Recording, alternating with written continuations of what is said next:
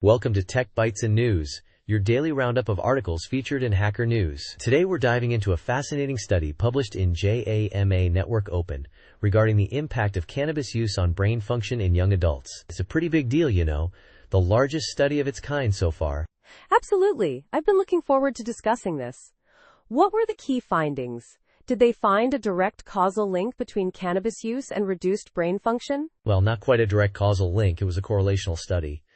But they found a significant association between both recent and heavy lifetime cannabis use and reduced brain activity during working memory tasks. Pretty interesting, huh? Interesting indeed.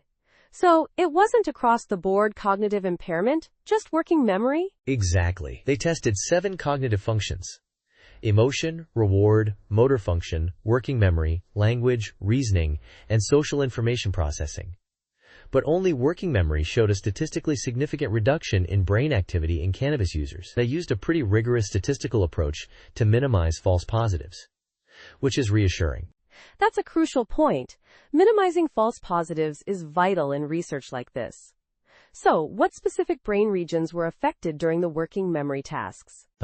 Primarily the dorsolateral prefrontal cortex, dorsomedial prefrontal cortex, and anterior insula. These areas are crucial for higher-level cognitive functions, like planning, decision-making, and emotional regulation.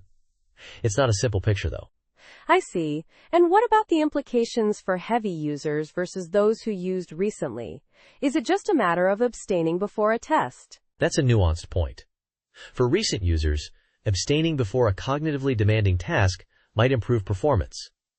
But for heavy users, it's more complicated. Abstinence can lead to withdrawal symptoms, which could also negatively impact performance.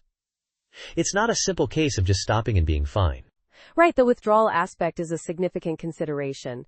What are the limitations of this study that you mentioned? Well, it was a cross-sectional study, so we can't definitively say cannabis causes the reduced brain activity. Also, the sample was predominantly young adults, so we can't generalize the findings to other age groups. They also lack data on things like THC potency and dosage, which would have been helpful.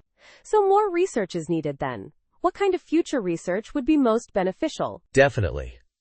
Larger, long-term studies are needed to establish causality, track the duration of these effects, and examine the impact across different age groups. More detailed information on cannabis use patterns, including THC potency and CBD content, is also crucial.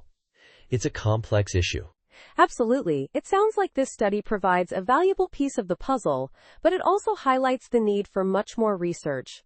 Thanks for breaking this down for us. My pleasure. And that's all the time we have for today's Tech Bytes and News. Thanks for listening, and we'll catch you next time. Goodbye. Bye-bye.